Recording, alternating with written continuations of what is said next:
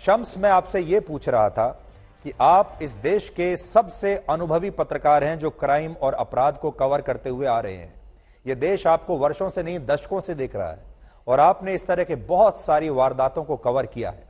आप जानते हैं, आपके अनुभव के हिसाब से अगर मैं आपसे सीधा सवाल पूछूं, वो ये होगा, अगर मैं थोड़ी देर के लिए ममता बनर्जी, अखिलेश यादव, मायावती, कांग्रेस की तरह सोचने लगूं, तो हम आपसे ये जानना चाहेंगे, ये एनकाउंटर असली है या नकली? देखिए सुधीर, एक तो क्राइम में कभी भी राजनीति या फिर धर्म और मजहब, इन चीजों को जो डाला जाता है वो बेसिकली गलत है, क्योंकि क्राइम को देखना सिर्फ क्राइम के चश्मे से चाहिए कि क्या हुआ है। अब यहां पर जिस तरीके की सारी चीजें, पता नहीं मैं कहां पे आपसे, मेरा संपर्क आपसे टूटा था, जो स्पॉट है जहां पर यह हुआ है वहां पे सिर्फ दो तीन चीजें। एक क्राइम रिपोर्टर के तौर पर मैं बात करूंगा, सियासत और बाकी चीजों के बारे में नहीं। जो नेशनल हाईवे है वहां से 2 किलोमीटर ये अंदर पगडंडी आती है, आगे जाकर ये रास्ता बंद हो जाता है। आसपास में यहाँ पे कोई बस्ती नहीं है। एक तरफ ये पारीक्षा डैम है और ये मेरे इस तरफ ऐश डैम है, और यहाँ पे गांव के लोग भी नहीं आते क्योंकि दीवार है और गांव भी थोड़ी दूरी पर है।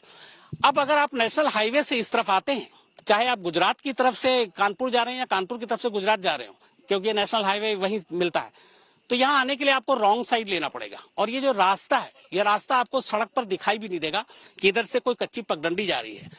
तो अगर असद और गुलाम उन दोनों को इस इलाके के बारे में जानकारी थी तो बिल्कुल हो सकता है कि यहाँ पर वो भागे पुलिस को देख के कि ये जंगली इलाका है।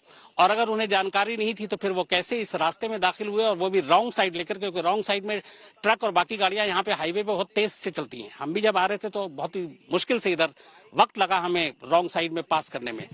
तो ये सारी चीजें हो सकती है। लेकिन अगर इससे हटकर एक बात करूं, मैं आपको अपने सोर्सेज जितने भी यूपी पुलिस के हैं, किसी का नाम तो लूंगा नहीं, लेकिन सोर्सेज, उनका एक लाइन था। उनकी लाइन ये थी कि सभी मीडिया वाले गाड़ी पलटने के पीछे पड़े हुए थे। आप लोगों ने कभी सोचा ही नहीं था कि बाइक भी पलट सकती है। अब दूसरी बात, ये पहले से जितने भी क्राइम रिपोर्टर की पूरी बिरादरी है, वो सब एक चीज जानते थे, वो ये कि एक इनकाउंटर होगा। तो ये वो इनकाउंटर है जो सबको पता था और सबको पता है। लेकिन इसके पीछे की पूरी कहानी क्या है, क्योंकि पुलिस की अपनी थ्योरी है, और इसके बाद जब जांच होगी, क्योंकि हर एनकाउंटर वैसे भी, चाहे आप उस पर सवाल ना भी उठाएं, एनएचआरसी को रिपोर्ट देनी होती है। एनएचआरसी की टीम भी अपनी तरफ से जांच करती है, बाकायदा गाइडलाइन है सुप्रीम कोर्ट की तरफ से, तो उसमें सारी सच्चाई सामने आएगी। लेकिन जिस तरीके से पहले आपके जो हैदराबाद में डॉक्टर रेड्डी के 4 लोगों का शूट आउट हुआ, फिर विकास दुबे, और अब यहाँ दो चीजों को देखना पड़ेगा सुधीर, वो बहुत जरूरी है। एक, उमेश पाल की फैमिली, उन्होंने जो कुछ झेला वो अपने आप में नहीं झेलना चाहिए। दूसरा सच, अतीक अहमद पिछले 45 सालों से जुर्म की दुनिया में प्रयागराज में आतंक बना हुआ, और 45 साल में एक भी केस में उसको सजा नहीं होती। 45 साल बाद पहली बार उसी उमेश पाल की किडनैपिंग केस में पिछले हफ्ते उसको उम्र कैद की सजा मिलती है। तो हमें यह भी देखना पड़ेगा कि जो जुडिशियल सिस्टम है, अगर 45 साल लगते हैं आपको 100 से ज्यादा आपके ऊपर मुकदमे और उसका फैसला सुनाने में, तो फिर वो इंसाफ नहीं है। लेकिन फिर दूसरी तरफ यह भी देखना पड़ेगा कि अगर वो इंसाफ नहीं है तो क्या फिर पुलिस और प्रशासन अपने हिसाब से एनकाउंटर के नाम पर ही इंसाफ करे? तो हमें देखना पड़ेगा कि हमें कैसी सोसाइटी चाहिए। एक जुडिशियल सिस्टम जहां पे बरसों लगते हैं। उमेश पाल की आप यही देखिए ना, अजीब इत्तेफाक कि उस शख्स की किडनैपिंग के बारे में जो फैसला आता है 16-18 साल, जब वो इस दुनिया में नहीं, उसका कत्ल हो चुका है। तो अब जब उसका कत्ल हो चुका, उसके बाद उसकी किडनैपिंग का फैसला आता है और अतीक अहमद को उम्र कैद की सजा मिलती है। और उसी मामले में अब उसके ऊपर कत्ल का मुकदमा दर्ज होगा, क्योंकि पुलिस कस्टडी में अहमदाबाद से उसको लाया ही यहां इसलिए गया है कि उसी उमेश पाल के बारे में उससे पूछताछ होगी। तो दोनों चीजें हैं, जुडिशियल सिस्टम, ये पूरा हमारा सिस्टम, हमें उसको देखना पड़ेगा।